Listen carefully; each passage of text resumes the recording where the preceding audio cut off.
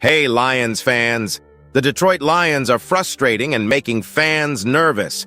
In a matchup against the Tampa Bay Buccaneers, Coach Dan Campbell wasted no time in talking about what was largely to blame for the loss. And that's not all.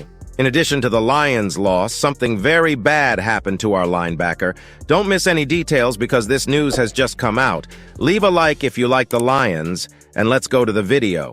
The Detroit Lions suffered a crucial mistake during their 2016 loss to the Tampa Bay Buccaneers on Sunday, and head coach Dan Campbell wasted no time taking full responsibility for the misstep. Trailing 13-6 late in the first half, the Lions had a chance to close the gap with an easy field goal. With no timeouts left, Detroit hustled to the Tampa Bay 9-yard line and set up to spike the ball to stop the clock. However, the Lions were penalized for having too many men on the field, leading to a 10-second runoff that ended the half without the field goal attempt. Speaking with Fox sideline reporter Laura Ochman after the mistake, Campbell didn't shy away from accountability. He explained that he had called for a hurricane play, where the special teams unit would quickly rush onto the field for a last-second kick.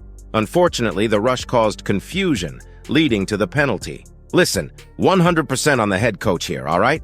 I totally screwed my team, Campbell admitted. That is mine. We're going for the clock. Clock it. It's not a hurricane. I made a decision that I shouldn't have made, and our team's gonna have to overcome it. That's the bottom line. In his post-game press conference, Campbell echoed that sentiment, taking full ownership of the error. I asked for improvement from last week, and we did improve, Campbell said, but their coach cost them. Their head coach cost them this one. Critical error at the end of the first half. 100% on me. We improved, but it's not okay. Despite leading 16-13 in the second half, the Lions couldn't hold on as Baker Mayfield engineered a touchdown drive that gave the Buccaneers the lead late in the third quarter. The Lions had opportunities to win, but because they missed those 3 points before halftime, they found themselves needing a touchdown rather than just a field goal to pull out the victory. While Campbell made a gutsy call earlier in the game that worked out, the mistake before halftime became the defining moment. By owning up to the error so openly, Campbell continues to earn respect in the locker room, showing leadership and setting a tone of accountability for the team. But that wasn't the only setback for the Lions.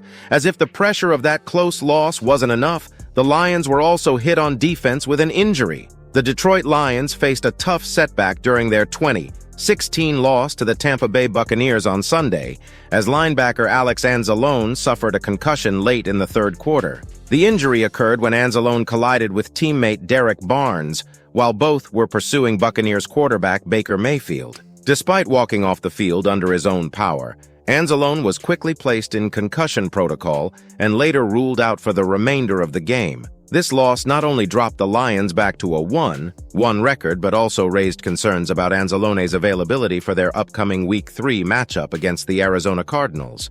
As of now, the Lions have not provided an official update on his status. Should Anzalone be unable to play, Malcolm Rodriguez is expected to step in as his replacement. Before leaving the game, Anzalone recorded 4 total tackles, including 3 solo tackles. His absence was felt as the Lions struggled to contain the Buccaneers in a close contest.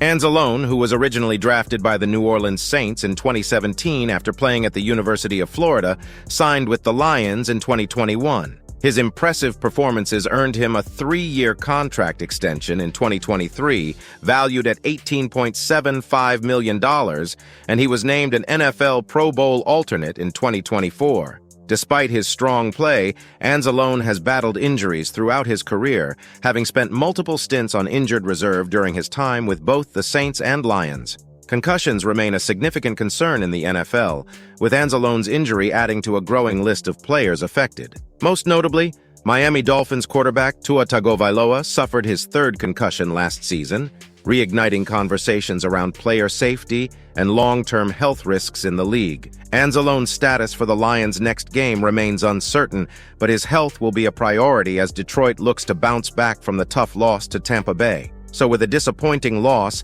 and questions about Anzalone's availability, the Lions have a lot to focus on as they prepare for their next game. What do you think? Can Detroit bounce back and clean up their game in time for Week 3?